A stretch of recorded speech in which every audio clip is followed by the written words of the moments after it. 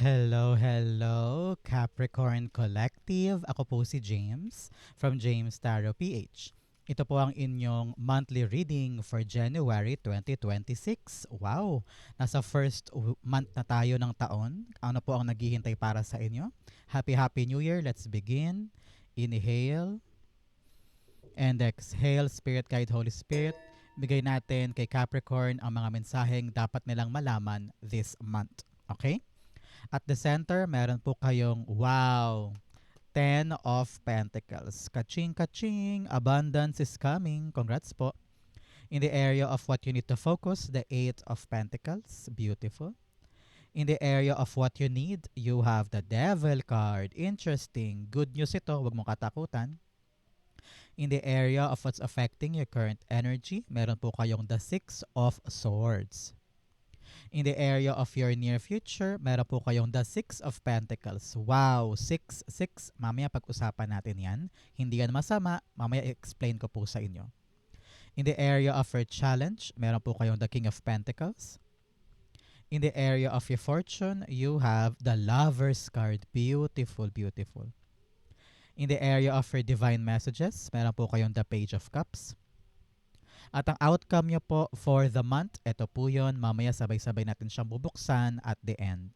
But first, mga Capricorn, thank you po muna sa mga donations po ninyo. Saka po sa mga hindi nag-skip ng ads. Naku, malaking bagay po yan. Every time po na meron tayong libreng reading, malaking support po yan para sa akin. Salamat din po sa mga nagla-like and also nagko-comment sa kada video natin. Malaking tulong po yan sa ating bawat uploads and readings. Okay po? Thank you. So at the back of your reading, meron po kayong the Ten of Swords. Sabi ng yung spirit guides, you have 10 here. Kung ano man yung dinadanas mong paghihirap sa isang bagay or struggle sa isang akala mo wala nang katapusang hirap o katapusang problema, nako, it will end soon. Okay, you will reach the conclusion pagdating sa pinaghihirapan na yan. And after that, this January talaga namang ito yung simula ng pagluwag.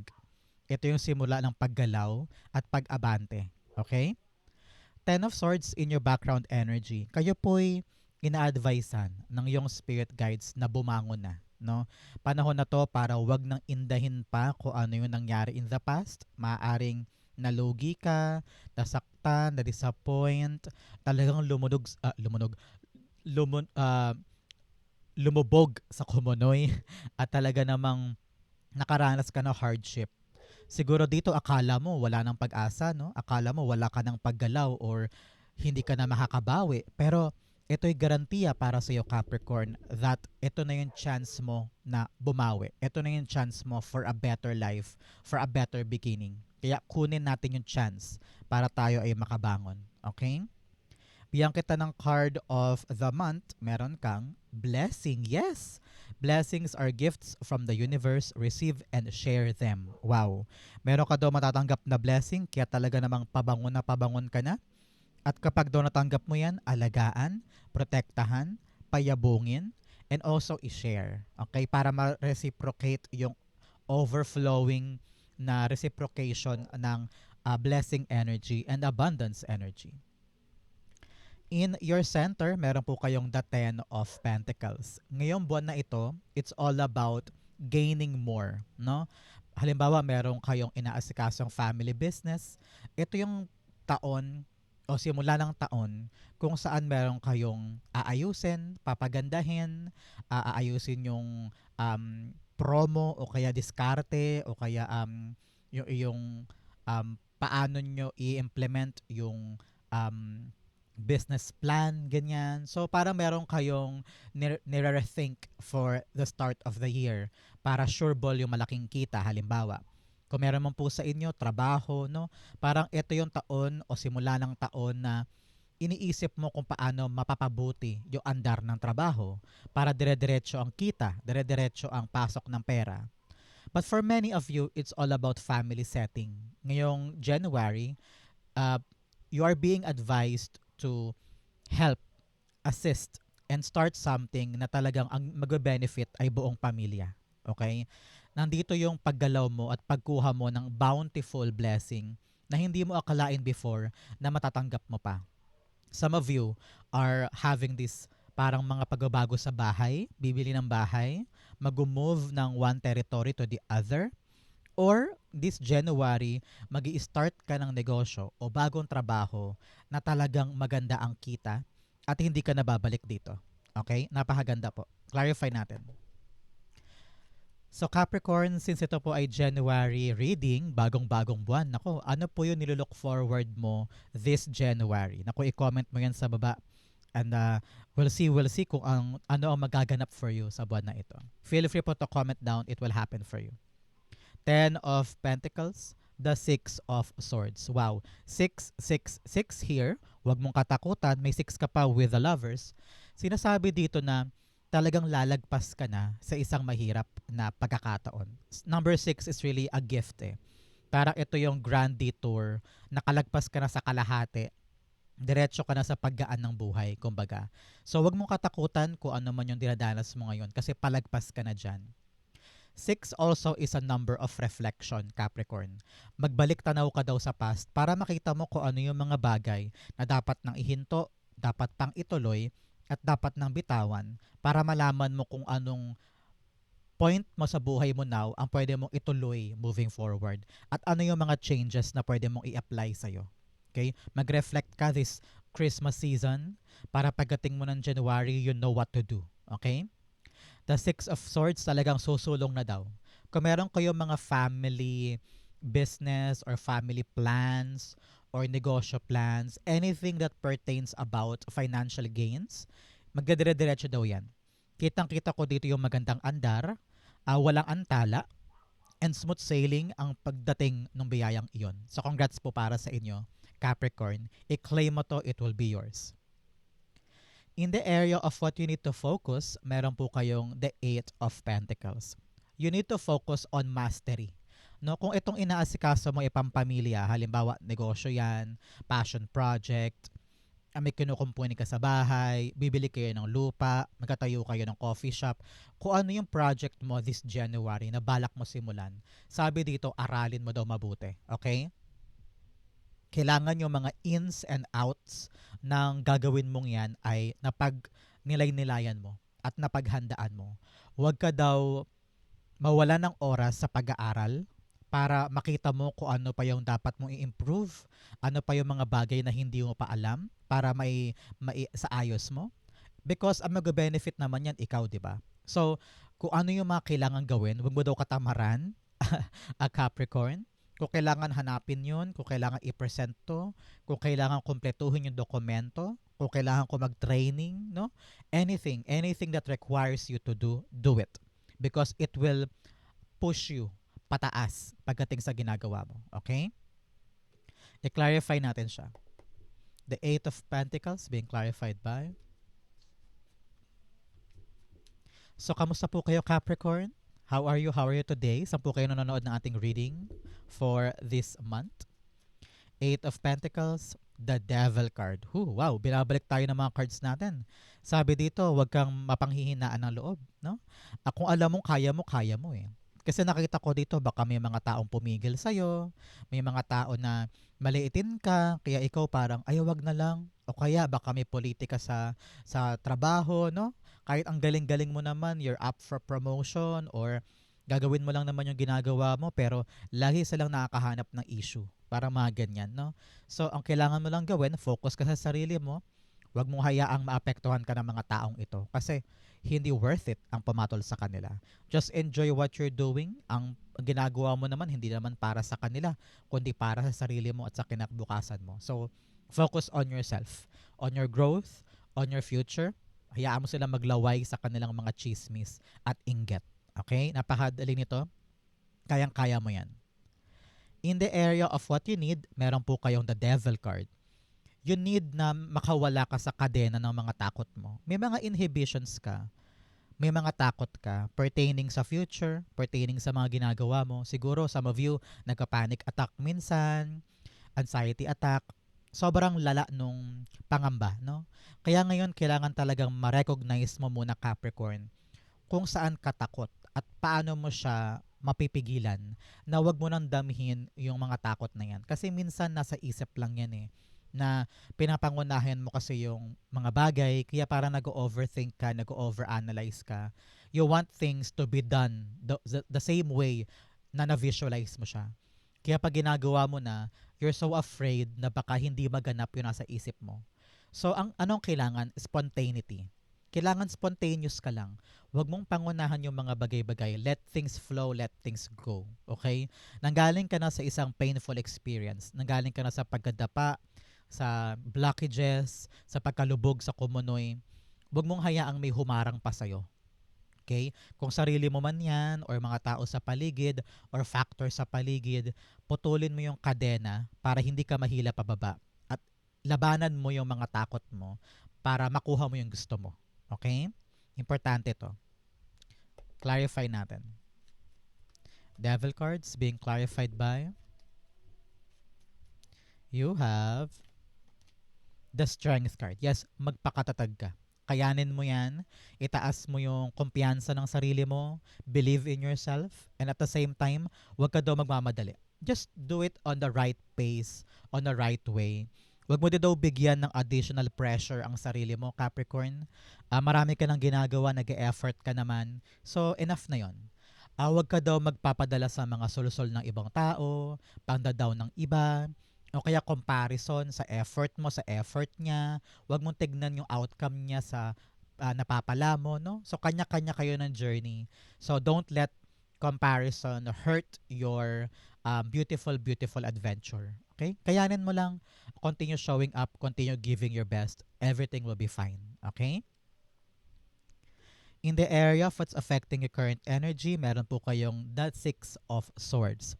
The Six of Swords here, na-explain natin kanina, pero dito nakita ko na piliin mo daw lagi ang magpakahinahon at iiwas ang sarili mo sa mga bagay na maaaring sumira sa long-term gains mo.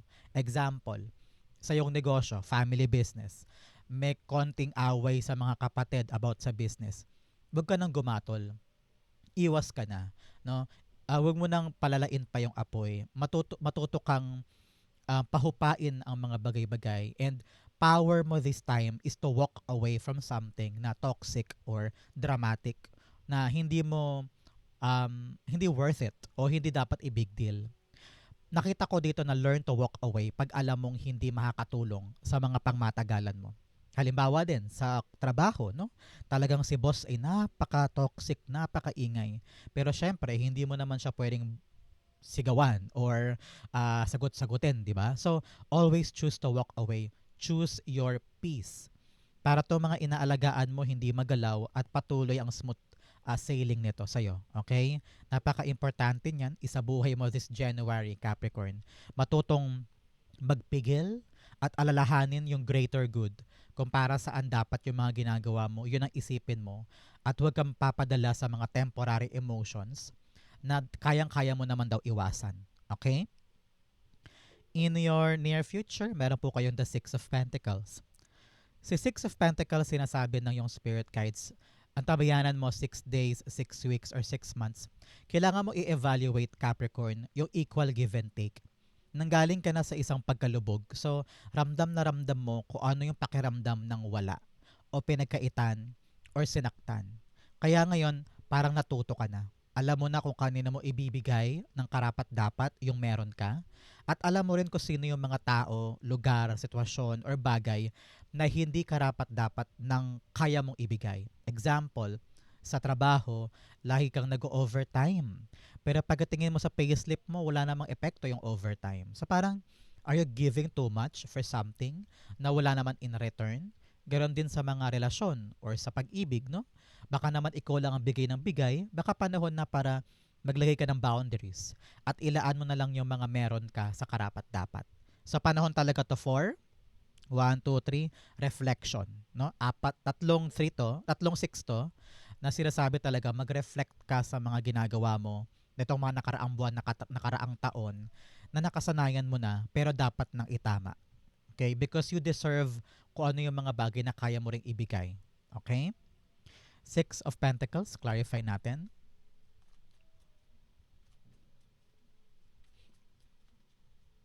you have the Ten of Swords. Yes, sabi talaga dito, ramdam mo na na na-experience mo na Alam mo kung gaano kasakit at alam mo gaano ka-unfair. So you know now kung saan mo dapat ilagak yung mga bagay na magdudulot sa'yo ng kagandahan more than pagkalubog. May mga pagkakataon din na walang tumulong sa'yo, walang nag-assist sa'yo, o wala man lang gumabay. Kaya ngayon, ready ka tumayo sa sarili mo. At hindi mo nahahayaan pa na pamasok sa life mo yung mga taong naging dahilan kung bakit ka nalugmok ng ganyan or nasaktan ng ganyan.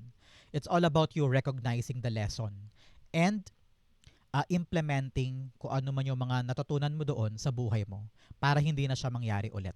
Okay?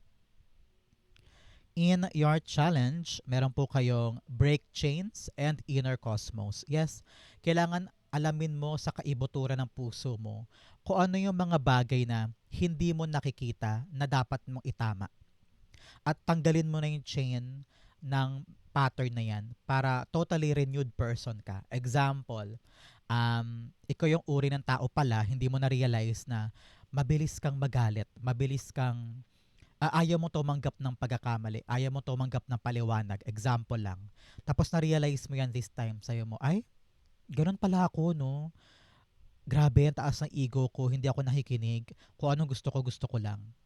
At yun, dahil doon, nagkakos yan ng away, o misunderstanding, or gusot sa mga relationships. So, kailangan mong baguhin yun. Parang ganon. Ganon yung example ko. So, whatever you need to recognize mula sa mga mali mong ginagawa, itama natin para hindi na makasagabal sa buhay natin moving forward. Okay? In the area of your challenge, meron po kayong King of Pentacles. Ngayong buwan na ito, Capricorn, maging masinop ka daw sa pera. Hindi pwedeng gastos ang gastos or bigay ng bigay. No? Simulan mo ang buwan na to ng may matalinong paghawak sa iyong finances. Talagang hands-on ka din pagdating sa iyong negosyo at trabaho. Okay? Nakita ko na ito yung buwan, tamang-tama, para magtanim ng punla para sa mga balak mong payabungin sa buhay mo. Example, ngayong buwan na ito, balak mo mag-ipon kasi by summer, balak mo nang bumili ng kotse. O kaya, balak mo ngayong maghanda at mag-ipon para sa negosyo na balak mong i-launch by sa June sa harap ng school, mga ganyan. So, kung meron kang gustong i-build, kailangan daw dito matalino ka. Hindi pwedeng bara-bara. Dapat to practical. Pinag-iisipan, dapat to ay nakabase sa iyong realidad. Ibig sabihin dapat kayang-kaya mong simulan ngayon. Kasi kung hindi mo kayang simulan, wag mo nang gawin muna. Kailangan paghandaan mo muna to make sure na ready ka para aksyonan to. Ganon din pagdating sa pera. Halimbawa, balak mo magtayo ng coffee shop, ang pera mo lang naman 2K. So hindi swak, 'di ba? So kailangan talaga practical, naaayon sa iyong realidad. But most definitely, huwag ka namang panghinaan ng loob. Ang kailangan mo lang talaga ay maghanap ng paraan, ng diskarte, para ma-build mo yung gusto mo. Okay? Importante to. Importante rin ang disiplina this time. Most especially pagdating sa yung mga resources at mga inaalagaang material na bagay. Okay? The King of Pentacles being clarified by the Two of Cups. Okay, sabi dito, ng yung spirit guides, you need to communicate properly, ha? Kung meron kang mga binubuo, halimbawa meron kang nilikha na proyekto or negosyo, no? Syempre marami kang mga taong dapat kausapin sa permit, sa supplier, ganoon din sa buhay mo ngayon, no? Marami kang gustong planuhin sa buhay na talagang promising at gusto mong gawin ngayong taon. Kailangan daw talaga marunong ka makipag-communicate with other people to make sure na yung mga gusto mo ay makuha mo ng maayos. Kasi baka mamaya ma-misinterpret ka, magkamali ka ng hinuha, magkamali ka ng expectation. Kaya magandang pinag-uusapang mabuti. Okay? Ganon din pagdating po sa inyong mga relasyon, Capricorn, iba kayong pangarap mo, iba sa pangarap niya. So, kailangan yung pag-usapan yan para on the same page kayo. Okay? In your fortune, meron po kayong grace and gratitude. Through gratitude, joy expands. Traveling lightly, simplify your life. Wow. Simplihan mo lang daw ang buhay mo. Huwag mo pahirapan. Don't overcomplicate things. Pag simple lang, simple lang. Huwag mo nang hanapan pa ng meaning para magkaroon ng mga malalim na pangunawa. Sometimes you need to take it in the face value, no? Grace and gratitude, maging grateful ka daw sa pagbangon mo this time. I-appreciate mo yung mga blessings na meron ka, yung mga bagay na binibigay sa iyo ni God, yung mga bagay na meron ka. Panahon din to para ma-appreciate mo yung mga bagay na nawala because pinaparealize sa iyo kung ano yung mga bagay na hindi pala para sa iyo. So you are now expecting more, something new na talagang para sa iyo. So i-practice mo ngayon yung gratitude because that is a magnet for more blessings, okay? Pag grateful ka at marunong ka magpasalamat, mas makakakuha ka pa ng higit pang bagay. Okay? In your fortune, meron po kayong the Lover's card. Lover's card's all about your choices, your commitments, no? So kung meron kang mga bagay na papanindigan ngayon buwan na ito, ay talagang mamahalin ka rin yan pabalik. Sabi dito kung ano man yung mga bagay na confusing para sa'yo, yung hindi mo naiintindihan, pag-usapan ninyo. Hindi pwedeng naiiwan ka sa ere, umaasa ka na lang sa isang idea na hindi ka naman sure kung totoo o hindi. Kailangan i-confirm, kailangan pag-usapan para alam mo yung aasahan mo. Okay? Pero ngayon, sinasabihan ka Capricorn na yung spirit guides na kung babangon ka na mula sa isang kaapihan, sa isang problema, kailangan magkaroon ka pa rin ng pag-ibig, ng passion, ng love sa mga bagong bagay. Huwag mong hayaan na matalo ka nito. Kailangan matuto ka pa rin umibig at magsimula ulit. Because hindi naman lahat ng bagay ay mauuwi dito. Sa kalugmukan na ito ng Ten of Swords. May chance ka pa for better things. Kaya sipagan mo, galingan mo, maging seryoso ka dito, but at the same time, maging gentle ka lang. Walang mabilisan, dahan-dahan lang. And trust God in the process. Ang importante, meron kang pipiliin, meron kang papanindigan, at meron kang consistent work para dito. Okay? Yun naman ang importante. Umaandar ka, may ginagawa ka, at sumusubok ka. Your effort won't be wasted. Ika nga. No? So congrats po. Lover's cards being clarified by the Four of Cups. Yes, hinahanap mo to. Merong disappointment in your part for a very long time. Sobrang dismayado ka sa maraming bagay. Kasi sabi mo, ginawa ko naman ang lahat pero bakit walang nangyayari? Ano bang mali sa akin? Ano bang mali kong ginagawa? Pero heto, sinasabi ng yung spirit guides na sa kabila ng kalugmukan, sa kabila ng kalungkutan, may darating na bagong bagay na labis-labis mong ikakasaya. Labis-labis mong ikaka-excite. So, use this opportunity para hindi masayang yung bagong darating. Gamitin mo mga kaya mo para ito'y pakinabangan, ingatan, palaguin, para tumagal siya sa buhay mo.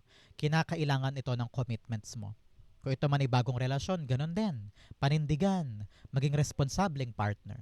Ganon din pagdating sa trabaho or sa negosyo, kailangan nakatutok ka dyan at ilalaan mo yung buong effort mo. Okay? I-claim mo to, it will be yours. Ang pagdating ng bagong blessing na labis-labis mong mamahalin. Congrats po. In your divine messages, meron po kayong a new start is coming. Yes, talagang pagbabago ito. Something new is approaching you. Kaya magalak at ma-excite. Napakaganda ng simula ng taon mo. You have surrendered to the divine. Yes, i-surrender mo kay God. Huwag kang mapirme at kontrolin yung mga bagay-bagay. May mga bagay talaga na wala na sa kamay mo eh. Pero kung kasama mo ang Diyos, meron kang pananalig sa Kanya, kahit anong bagay ang dumating, kaya mo. Okay? In your divine messages, meron po kayong the Page of Cups. Si Page of Cups, sinasabihan ka na yung Spirit Guides Capricorn to focus on the outcome na gusto mo. Tingnan mo siya. Nakatingin siya sa cup, ini-imagine niya, sana magkaroon ng isda, and then boom, dumating yung isda sa loob ng cup. So ano ibig sabihin yan? Kung ano yung pinapangarap mo, dapat naniniwala ka na makukuha mo siya. Okay? Walang duda, walang doubt, walang alinlangan, walang pagdadalawang isip. Okay? What's yours is definitely yours, pero dapat magsimula ito sa intention. Dapat alam mong kaya mo siyang kunin and it will arrive for you. Okay? Clarify natin siya. I'm seeing on my clock 444. So talagang you are protected, you are guided. Congrats po. Page of Cups. the Four of Wands. Yes, talagang eyes on the prize tayo hanggang sa maabot natin yung ating milestone. No? Ito yung finish line, no? Kapag nakatutok ka dyan na talagang buong puso mong nilalaan lahat para lang maabot to, you will reach that. So napakaganda ng payo sa'yo. Tutok, dedikasyon, motibasyon, hindi ka nadidistract, mabilis kang makakarating sa yung finish line. Okay? Ang outcome niyo po for January ay iyan. But first, bigyan muna kita ng fortune cards. You have candle, you will be shown the way. Napakaganda nito. Kung nahihirapan ka man, merong liwanag na darating para tulayan mo at makita mo yung tamang direksyon. Okay? You also have horseshoe. Good luck. Well, meron ka daw pong napakagandang lucky energy this time. Congrats po, i-claim mo yan. You also have teardrops, great personal sorrow. O meron ka daw mga iniyak, ito talaga yon yung mga rejections, disappointments, heartbreak. Okay lang yan, move on na tayo. Isipin mo na lang yung mga lesson na nakuha mo dyan and then laban ka ulit. Move forward tayo, okay? You also have owl, good advice from a wise person. Makinig ka daw sa payo ng isang wais na tao at sundin mo daw yon, balansehin mo para magawa mo yung tamang hakbang, okay? Ang outcome ni Capricorn for January 2026, the Queen of Cups. Yes, ito, follow your heart. Okay? I-follow mo daw yung mga bagay na magpapaligaya sa'yo, na magdudulot sa'yo ng peace of mind. Okay? Hindi lahat ng bagay na pwede mong kunin ay talagang pampahappy. Meron dyan distraction lang. Meron dyan sisirain lang ang araw mo o dagdag stress lang. Pero you need to find genuine happiness. Kung ito man ay pag-ibig, go push. Pero kung ito man ay project or talagang passions mo, mga gusto mong gawin kahit noon-noon pa, ito na yung chance mo to do that. Binibigyan ka ng another year ni God, Capricorn, to begin something na talagang mamahalin mo at magdudulot sa'yo ng success at walang katapusang ligaya. Maaring negosyo o balak mong pumunta ng ibang bansa, balak mo magsimula ng bagong project, no? Anything that makes your heart flutter, gawin mo daw yon. Kasi importante this month ang kaligayahan mo. Okay? Queen of Cups, clarify natin.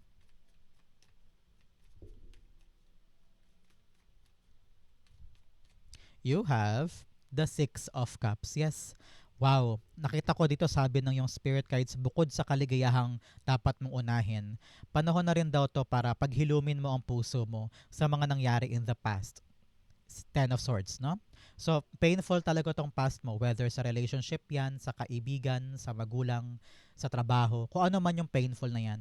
Panahon na daw para i-rebuild mo yung puso mo, mag-move on ka, mahalin mo daw yung mga meron ka ngayon, pahalagahan mo kung anong meron ka ngayon, and find the joy and beauty of life. Gratitude. Kapag grateful ka sa mga natira sa buhay mo at meron ka ngayon, alam mo na ibibigay sa iyo ni God yung mas higit pa doon. Kasi meron ka na mga hiniling mo lang dati, di ba? So ngayon, cultivate that happy heart, that thankful heart, and forget mo na yung mga nangyari in the past. Deserve mo ang bagong simula. So gamitin mo ang January na ito para magsimula ka ulit at puntahan mo yung mga bagong bagay na magpapaligaya sa iyo. Okay? So Capricorn, ito po ang inyong January 2026 reading. Thank you Holy Spirit, Spirit Guides for the clarity and messages. Saan po kayo nakaresonate Capricorn? Comment down below. Babasahin ko po yan. Thank you again for watching hanggang dulo. I love you. This has been James for James Tarot PH. God bless everybody.